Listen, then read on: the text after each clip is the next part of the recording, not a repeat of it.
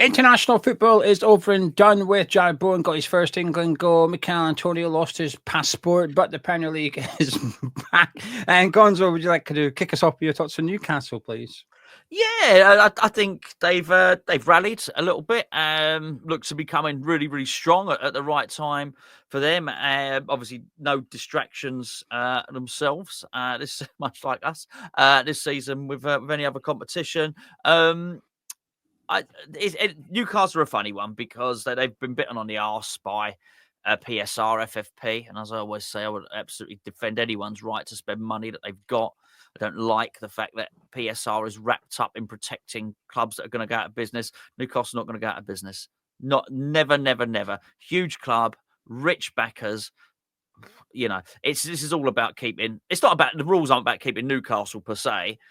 It's about keeping anyone that might be like Newcastle away from those top clubs. I think it's disgusting. I absolutely hate it. And it does worry me ever so slightly, particularly clubs. You have clubs of our sort of size who are not going to be able to have ambition because of it. So I don't particularly like it when we call for other clubs to be punished. Man City have got to be punished. This club have got to be punished because to take it to its fullest extent, you're gonna have Liverpool, Manchester United absolutely dominating if this carries on. You know, in 10, 15 years time. So so anyway, so that's Newcastle. They've obviously bought them. I do wonder if the owners probably regret buying them, but I did wonder at that time when somebody that rich was going to buy Newcastle at 300 million, why they didn't go and buy Chelsea for 4 million or whatever, you know.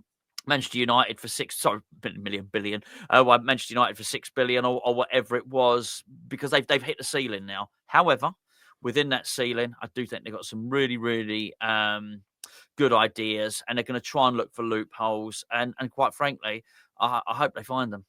I was going to say, do you not think with Man City winning the legal war, if you like, over the Premier League in regards to the sponsorship side of things, you not think that might open the door up for Newcastle so that they can then be sponsored by their owners, other businesses at what is supposed to be fair market value, but will be inflated market value. But that's a way of increasing your ability to spend, if you like. I just think that because Man City won that, there's a few clubs will benefit and think, excellent, this is good news for us. And Aston Villa are very quick to come out and support Man City with it. And I think Newcastle are possibly the other club that will really benefit from those rules being relaxed a little bit. Will they be relaxed enough so that they can start throwing millions and millions in? No. But I do think it will allow them to possibly fulfill the ambition that they had because when they bought Newcastle, there was still rules in place. It's just very quickly they just closed a couple of them. Say, well, you can't sponsor your own team and stuff like that. You're not, you're not rebranding St. James's Park. But because of what Man City have done, I think it almost resets the rules back to how they were when they were purchased, which I think then allows the owners to crack on with what their original plan was, perhaps. Well, I think it's absolutely. Yeah, hopefully, I think they'll probably close the loophole. But I think the whole thing is ludicrous. What I just, why couldn't I? If I wanted to set up a little side business and set up a baker's at the end of the road and it started doing really well, why I wouldn't do because there's a bloody Greg's here. But anyway, that's a story for another day. But why couldn't I get my bakers to sponsor Hammer's Chat? I think it's absolutely preposterous. It's absolutely ludicrous. I hope the loophole stays open, but I just don't trust any of these people. I just think they'll close it. And it's not me battling for Newcastle. Honestly, I've had my things to say about Newcastle over the years. I've hardly been a champion for Newcastle. It's not even about Newcastle because I do think where they succeed, we can follow their trail. You know what I mean? They've got to basically cut a path through the forest and then we can follow our way through basically because there's a lot of similarities between the clubs. So I hope they do it. I really do. I really do. Yeah, I hope they do as well, and I think they will. I like Newcastle. I like their fans. And when they got brought over, I had no problems with them. Hopefully, going on and achieving that. And it's a bit difficult because as a neutral, you want to see more clubs threaten the Premier League 6. But as a West Ham fan, it's cause for concern because that's another club, another space in the Premier League gone, if you like. Okay, now it's like the top 7. Aston Villa, right, there's now 8 teams. Season's not even started, and 8 of those clubs are likely to finish in the top 10 of the Premier League, at least 2 spaces. and then you've got Brighton, etc., fighting with you to get in there. So it does sort of makes me worry a little bit. Is it going to continue to be a closed shop? It's just that the shop's bigger. There's just more teams in it, and then there's less spaces for us to compete for. But we've shown over the last few seasons we can qualify for European football. But my concern is that it's once in a blue moon thing. We'll get in there, we'll have a little flirt with European football, we'll get knocked out of European football, and we'll stay out. Whereas with Newcastle, who currently don't have it this season, I know where you'd put your fiver on which club's going to get back into European football, and they ain't a clad in blue team, put it that way. I think I know a bit about Newcastle and their plans and stuff, and I know they're investing heavily in the city and the surrounding areas, and it can only be a good thing for the city of Newcastle United. In regards to Eddie Howe, though, for them to go on and break their ceiling, I suppose, and do better than what they have done, do you think they've got the right man at the club? I like him. I think he's good. I think the question then becomes, because they have spent money. Tonyelli was expensive. Isak was 65, 70 million. It's not they're spending no money. They are able to spend money there. It's can another manager get more with that budget? Look, quite possibly, but I think I'd certainly be willing to see what Eddie Howe can do for this season, because I think they're coming into form and I like him. I mean, I really like him, and I think there was a point, not so much because Staveley's left now, but she was a car crash. She really was. She whatever PR school she went to, it was a very, very bad one. They're probably not in business anymore. So she was spiky and she was horrible.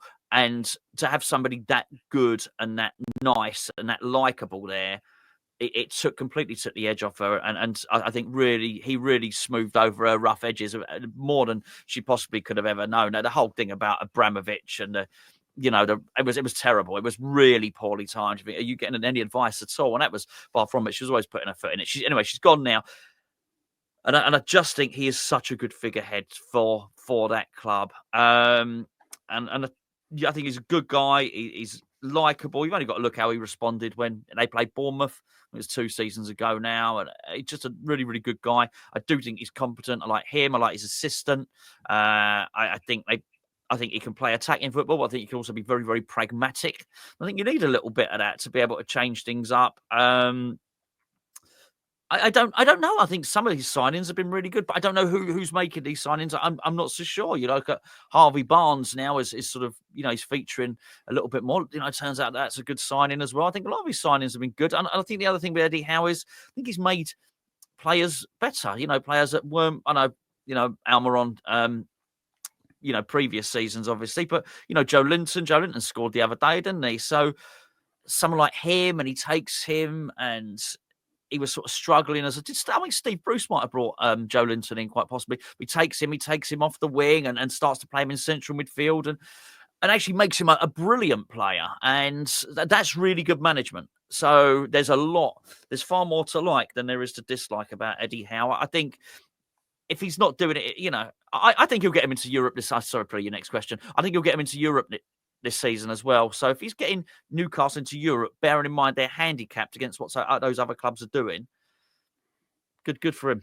Yeah, Paul Mitchell is now the one in charge of that operating side of the club. Obviously, it's new. It's a new role to him to replace the guy that buggered off to Man United after a short period of time after arriving from Brighton. I'm unsure about Howe. I think he's a good manager, don't get me wrong, and I think he was the right manager at the right time, kept them well away from relegation, got them into the Champions League. But there's been a lot of times I've watched Newcastle, and this is going back to last season. It is difficult to juggle European football in the Premier League. We know that. Mm-hmm. But there was times I watched them, and I thought they were quite dire, to be honest with you. And there's a lot of speculation over his future because there's no evidence that he can take Newcastle to where they want to be, which is regularly in the top 4 and winning silverware. Can he do that? We don't know. There's nothing. We know he can get them Champions League football, but can you get them Champions League football in the following season, compete in the Champions League football and get them back into the Champions League football? The answer last season was no. But if you look at Aston Villa this season, you say, well, they're struggling a little bit in the Premier League as well. They've got a Champions League campaign and they're finding out the difference between the Conference League and the Champions League pretty quickly here. And we were a bit like that with the Europa League and the Conference League. Funny enough, our bad season was when we were in the Conference League, but we cruised, we pissed through that competition up, and the most. We didn't really play a tough game until the actual final, but we made it look easy, and there's a lot of merit in that. In regards to Howe, I don't know. I think he'll get the season. I think he deserves the season. It's just, are there better managers out there for Newcastle? Possibly and probably. Not many. It doesn't mean there's loads of them. Probably. It's just, I think he might have to get top 4 again in order to keep his job. Europa League, will it be enough? Maybe.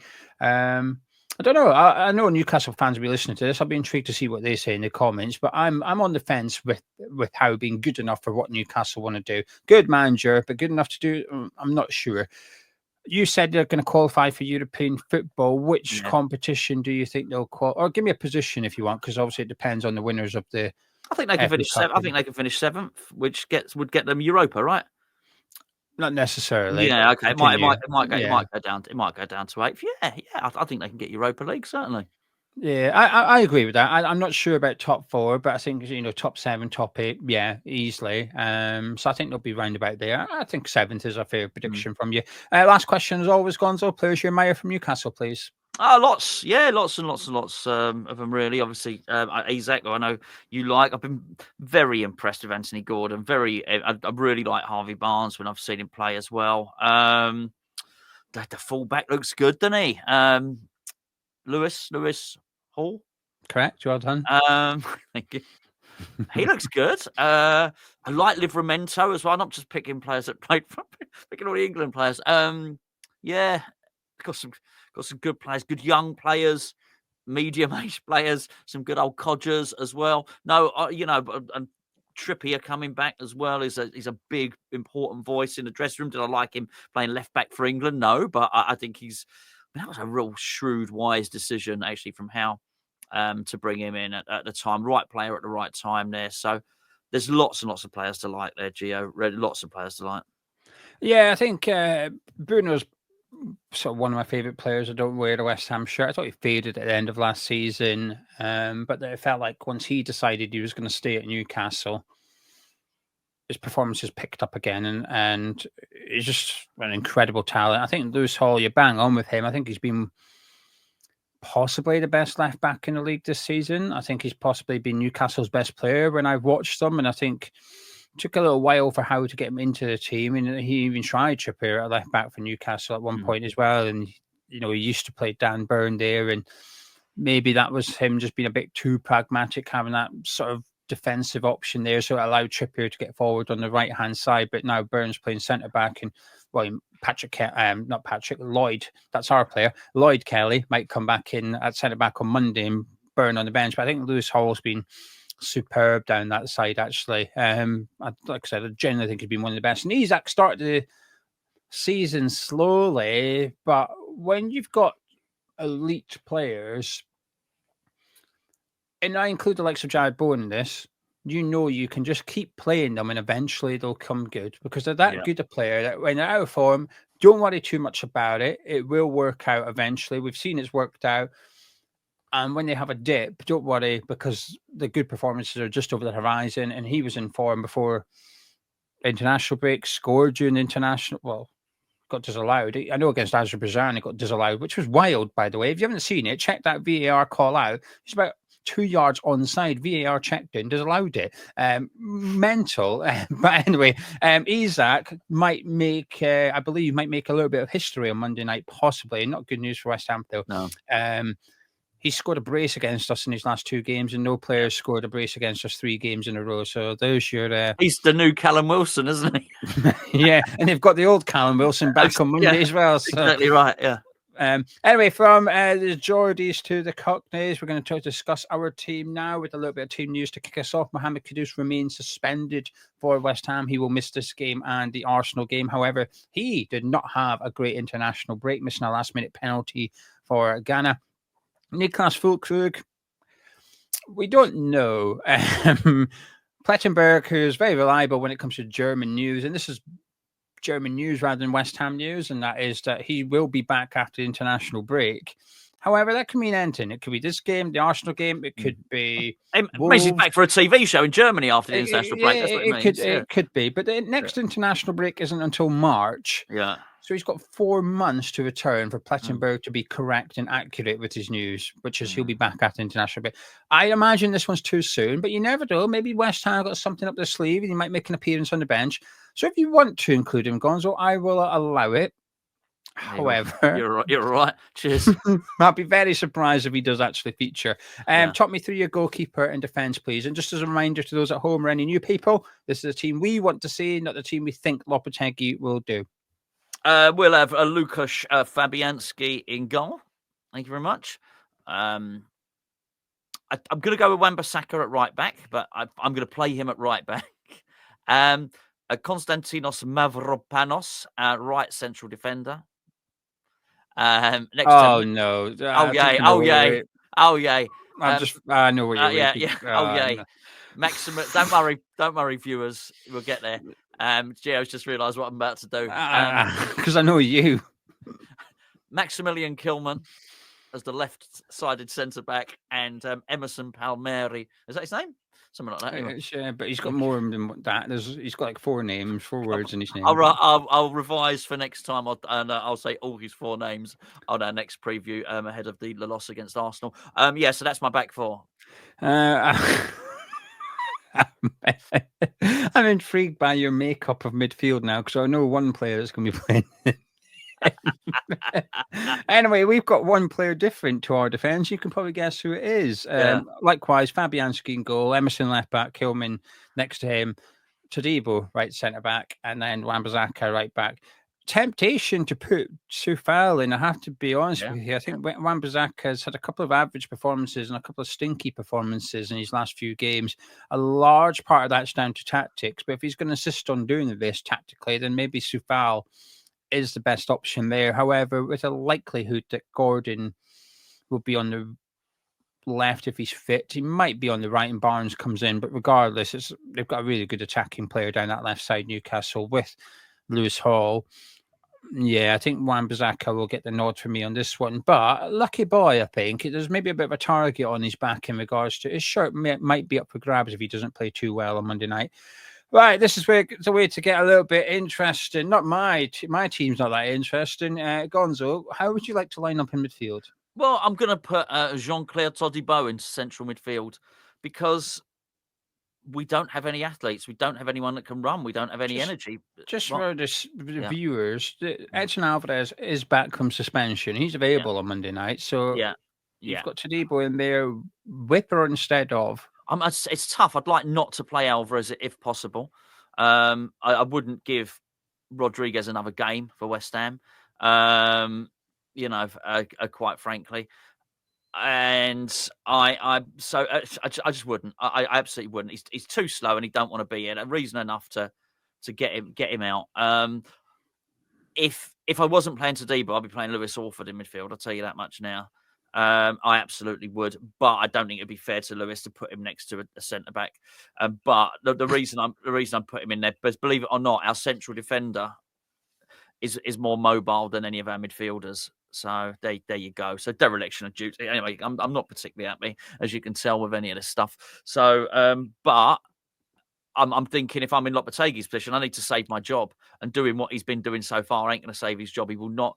He's not going up to Newcastle and playing his crappy pedestrian midfield and thinking he's going up to St James's Park and getting anything other than a loss. So he needs to change things, and he needs to get some energy, and he needs to get some.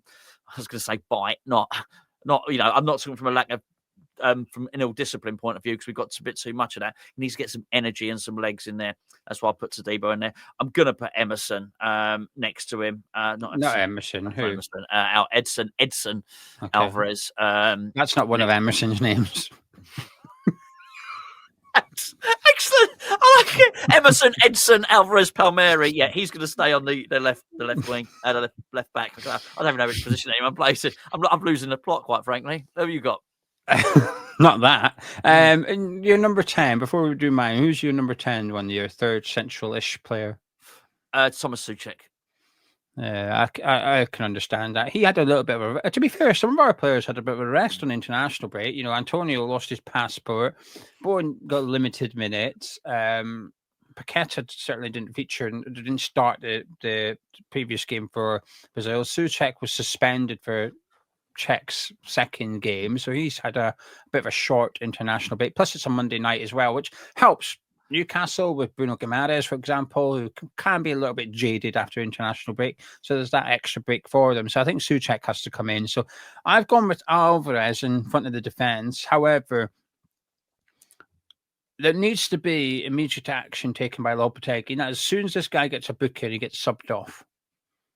Because that's something I felt Moyes used to do quite well sometimes. And he didn't like it, Alvarez. He used to get subbed, and he looked pissed off at getting subbed. But that was, I would argue, good management. If you can't manage him to make himself disciplined enough to not pick up yet, and he's always going to, with the way he plays, how combative and aggressive he is and covers a lot of ground, he's going to pick up a lot of yellow cards. Sure. Most defensive midfielders in the Premier League tend to do that anyway. So once you've accepted that, it's a case of, right, how can we do damage limitation? And that is, as soon as he gets a booking, you get him off the pitch. Right now, you were playing well, but you become a liability just like that. A lot of these yellow cards were good yellow cards to take, but a lot of them are stupid. A lot of them are just reckless and needless. But Moyes used to whip him off, and I think Lopetegui needs to do that. If he gets a booking on Monday night, even if it's a 20th minute, you're going to have to sub him. So Lopetegui must have a plan B in his head already, whether that's Rodriguez goes on, whether that's Souček drops back and Carlos Soler comes on, whatever. He's got to have whether it's Mavropanos goes on and Todibo steps forward, whatever. Not that I want to see that. But he's got to have something in his back pocket. So as soon as Alvarez gets booked, that sub happens. If anything, the sub knows he's going on. Right? If he gets booked, you're going on. So after 10 minutes, I want you warming up down that pitch, right? There's no excuse that, because quite often you'll see a player pick up an injury and the guy coming on has been sat on the bench for 20 minutes. It's all quick 2-minute warm up and I'll get on the pitch, and it's not great. No excuses on Monday night, please. Let's have Alvarez's replacement ready to go. So if he gets a booking, he goes on. So Alvarez is in there. I've gone with Thomas Souček, and I'm struggling with my third guy. Carlos Soler looked okay against Everton. Lucas Paqueta looked okay against Everton, I thought. But easy games to look good in. I don't like this game. Ain't for Rodriguez. I think the physical nature of it, he'll be okay with. But I think because of the way we play and the way Newcastle play, I think it's going to be quite a fast attacking end-to-end game at times. And I don't want to see Rodriguez in there. I'm going to put Orford in there. And I don't like it in regards to the circumstances in which he's coming in.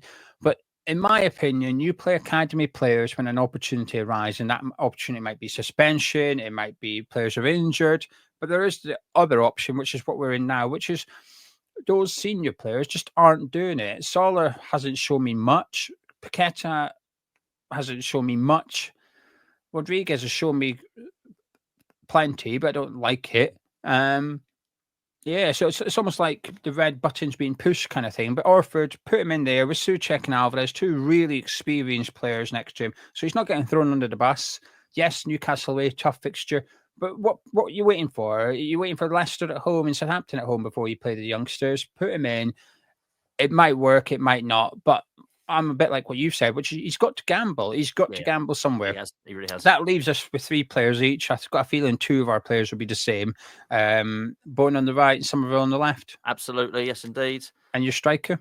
Well, we don't know about. He's going to need it, isn't he? Sort of foreign land, isn't it? Newcastle. So I think Antonio's lack of a passport is going to preclude him from going up there. I'm not going to play a striker. There's no point. I'm going to play Paqueta instead. I'm going to play a false, whatever you want to bloody call it, a false footballer. There's just no point. We're barely a walking attacking. Booking. Yeah, is what Uncle Bruno would call it. Of course he would.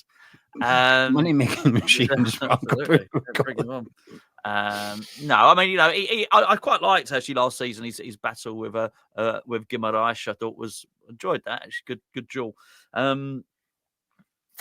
He just needs to do something else. The lack of attack that we have is ridiculous. So I'm sort of almost giving up the ghost there and try and control midfield and then try and score a goal. He's going to have to try and go, if he's going to do anything, Lopetegui, he's going to have to try and go for a 1-0 or something cheeky here. Because we are not going to dominate. It's impossible. He doesn't have it in him to dominate the game up at St James's Park. So yeah, I'm doing something a little bit different. Danny Ings for me. He's looked good in various different performances now. I think he looked good off the bench against Everton. His hold-up play was good. His interchanging with someone I'm not including, granted, which is Paqueta, was good. Unlucky not to score. A last-minute winner, scored a last-minute equaliser against Fulham. I know we're going back to the earlier part of the season, but that's not my fault. Ings' appearances have been limited. But when he's played, generally, I think he's done all right, actually. And Antonio has looked good in spells, but it's going to be a really tough role on Monday night. Whoever's up front for West Ham, you're going to be isolated. You're going to get the ball pung at you from 50 yards away. And I'd like to see Antonio off the bench, actually, because I think sometimes, like when Ings has benefited from coming on, so against Everton, he came on with the situation the way it was. And then Paqueta and Soler are playing behind him in midfield. He benefited from having those two ball-playing central midfielders. Antonio never had that. He was up front chasing shadows, then got hooked, and then we got a little bit more creative in the second half. And Ings was on the pitch at that point. Well, I'd like it to be the other way around. I'd like to see Antonio coming on against hopefully a tired Newcastle defence. So I'd start Danny Ings up front for this one, actually. Anyway, that's the teams we want to see. Get involved in the comments below. And while you're typing that one out, I just want to point in direction of this video sponsors, Match Bingo. Now, Match Bingo, you probably already know because they've been with us since February. Thank you very much to them. But they've got new games coming up in December. So just around the corner, there's new games being launched on the Match Bingo app. And there's one game in particular we're going to be getting involved in January.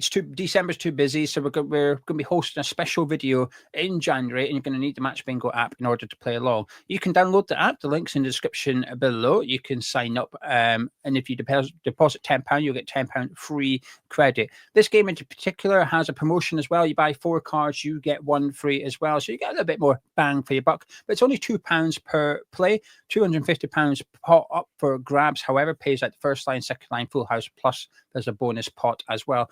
To keep it really simple, so what is Match Bingo? You get a card, you need 15 events to happen in the game. It adds a little bit of fun. Some of those things you will get. Now, it is random. We don't all get the same thing, obviously, but there's some really easy things. Newcastle to get a corner, West Ham to take a goal kick, West Ham to take a throw in. And there's some slightly more difficult things, such as West Ham to score a goal. It can be pretty tricky. Last season, the trickiest one was when you needed West Ham to make a 4th substitution. But we still had a lot of winners. We still had 100 winners. We've had over 100 subscribers win on Match Bingo. So because they're just a startup, a lot of the customers are from Hammers Chat. So do get involved. The link's in the description below. Get it downloaded, get signed up, and good luck. And hopefully one of you lot win the £100 payout, the full house payout on Monday night. Gonzo. Yes. Are you? Yes, I am confident we're going to lose, yes. Are you optimistic? Have you got any? None. I have never been less optimistic than this. I was more optimistic of us facing Bayer Leverkusen, even though we'd got rid of loads of players, right? And we got anyone in January. I was more optimistic that we hate how true that is. I hate how true that is. Last season in the quarterfinal of the Europos Cupos. There is no way in my mind that West Ham can win this game. I have not, because he won't do what I think he needs to do. Even if he did, even if pick whatever manager that you've got in your mind, even if Carlo Ancelotti took over the players for this game and had 2 weeks to train them, it would be really hard to go to. Because Newcastle are really good. St James's Park is a really hard place to go. It's hard away because they put all the fans up. Well, basically, the away fans are almost in Sunderland. They're so far away from the pitch, right? Up in Newcastle. It's a tough place to go anyway. And a really, really good team. Raucous, passionate home support. you're already at a disadvantage. To then go in and have terrible tactics and a terrible manager, and some players missing, you know, one of your best players missing as well, a front line that can't score, and, you know, a defence that's shaky at best, and a bunch of players who sometimes look for the easy way out in terms of let's get a card and get out of here, than actually perform and play on the pitch. I can see no tactics and no scenario where West Ham win this game. And I've never said that before. No, I know some people, I think, blame me. That's a bit rough. Come on, Geo, cheer us up. I can't disagree.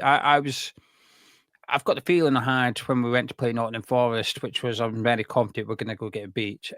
We did. We got beat convincingly, 3-0. A week later, I watched Newcastle go to the City Ground and win convincingly, 3-1 against a team that just slapped us. Yeah. Meanwhile, we drew 0-0 at home to Everton that weekend. There's little evidence to say we're going to win. Could we do? You're even looking at Newcastle, thinking there's a reasons we can beat you. You're not looking at your team here. You're looking at the other team, going, right? Can we beat? Like when we played Leicester, when we played Everton, and when we're going to play Leicester, you can look at the opposition and think, well, we might win because you're not very good. But that's not applicable here with Newcastle. They had a bit of an iffy start to the start of the season, but you know, the last few weeks I've seen quite a lot of Newcastle this season. Beat Arsenal, deservedly so. Like I said, we beat Nottingham Forest at home. That had the Arsenal game. I think they beat Tottenham. Got beat by Brighton, but they've got a good record at St James's Park. And like I said yesterday on the podcast, under the lights is a bit of a myth when it comes to Premier League football. It's under the lights. I think, maybe adding a Champions League fixture and that makes it true. You know, Newcastle, PSG, Aston Villa, Bayern Munich. There are some games. But we were playing at home under the lights. I don't think it means anything. We're playing under the lights. And so what? It doesn't make a difference at the London Stadium. But I think St James's Park is one of those stadiums where actually it is true. I think they're up for this one because they sense a good season up ahead of us. Yeah. And I'm very confident we get beat as well. You know, they've got top players in good form. We've got top players who are not in good form and don't want to play for us. You said we don't have a striker that can score goals. We've got don't have players that can create for the striker that can't score goals. We've got a defence that can't defence, and we've got a defence that are being told to get up the pitch and leave massive gaps, and we've got a midfield that can't get across the pitch to cover for those defenders up the pitch. It's not great. There's not much to like about this West Ham team. Lopetegui needs a masterclass, and he needs to do something so good that in 5 years' time, the coach's voice on YouTube will have a video dedicated to this win at St James's Park. This is how Lopetegui defeated Eddie Howe. With all that said and done, Gonzo, can I get your final words and your score prediction? It's funny actually because I hadn't actually given a score prediction any thought at all. And normally I have done, not just because we do these videos, but yes, you know, at worst I would come into the video. I think what am I going to say at the end of the video? And Geo asked me. I haven't, so I'm going to make that up. It would be silly not to talk of. You considered Todibo in defensive midfield, Emerson's full name, but not the score.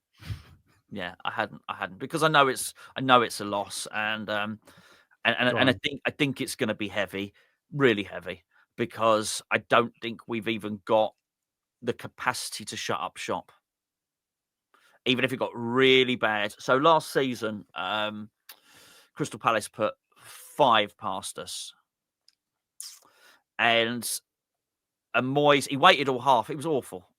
So let me get this right. Moyes was at his worst last season. Moyes at his best, brilliant through COVID and all the rest of it. Absolutely fantastic. Lopetegui is worse than Moyes at his worst. Okay. So last season, we took so long to react. Moyes. We were 5 down against Palace, but he did something. He brought Ben Johnson on. He put Ben Johnson in central defence. Cresswell, 3 at the back, and brought his old guard. He did something, and he thought, right, I've had enough. This is not basically. David Moyes thought this is not going to be 10-0. He did the same against Arsenal once they put 6 past us as well. He did so. It was too little, too late. But you could basically say, and also you get that factor where the opposition take their foot off the gas as well to an extent. I don't think we have the capacity to do that anymore. I don't think that he can Lopetegui can flick that switch and go, right, that's it, no more goals. And I think it's pretty pointless for him anyway in that sense, because he's, if he loses next 2 games, he's gone. But I think the biggest issue I've got with this is, talking about Lopetegui, is we've all had good ideas in the past in our lives, or something we might think would work. Might be a business plan, might be paint the lounge a colour, and it just sometimes just doesn't work out. It just turns out to be a bad idea. It might be that recipe that you thought, I'm going to use all these ingredients in the fridge and make myself a culinary masterpiece. And it tastes like dog shit. Sorry, mate. I think Lopetegui spent so long thinking, what I've got is perfect for the Premier League. The Premier League is the perfect canvas for me to paint my tactical picture on. I think he had a little inkling at Wolves, and he thought, oh yeah, I can do this. I've always suspected that the plan Lopetegui thrives in the Premier League. And so after Wolves, he remained in England, and he said to his coaches, the next job, this is out there, and this is public knowledge. We stay in England. I'm not moving back to Spain. Our next job as a team is going to be in the UK. It's going to be in England. It's going to be in the Premier League. This is where we implement our master plan. And it was, and I do believe it was studious, and I do believe it was planned, and I do believe all of this stuff was done. It just turned out that, like that mixture of ground ginger, baked beans and honey, it just didn't work out. And it was a complete and utter mess. And actually what he thought was going to succeed in the Premier League doesn't. And there's nothing to revert back to. He was so entrenched in his beliefs that this Lopetegui master plan would work. Well, it doesn't. And he can't do it. And he can't go up there, and he can't do anything. I think we're going to lose.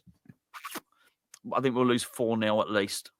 I don't even think he believed in his master plan. I think Lopetegui wanted to stay in the Premier League for money.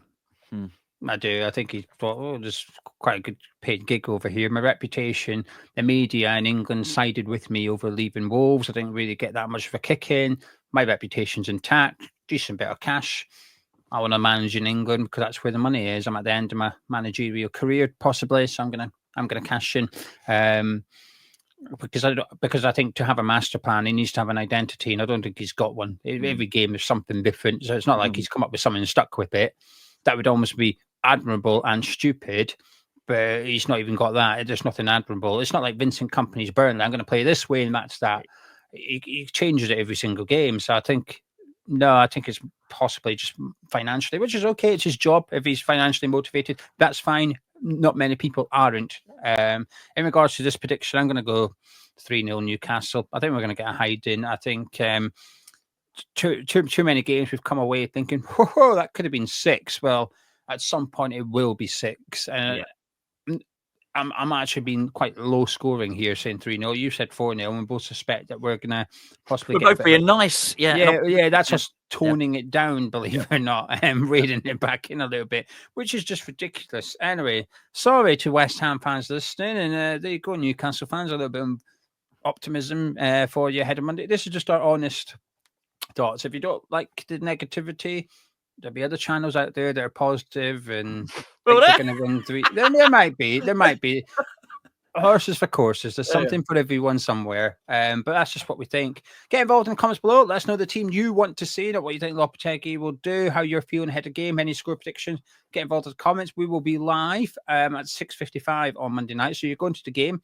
Enjoy it. If not, we'll be live on this channel at 5 to 7 with our build-up show and watch along. So come and join us then. Anyway, myself and Gonzo are going to disappear now. If you've enjoyed this preview, please do drop a like on by clicking thumbs up. Subscribe to the chat. I'll catch you in a bit.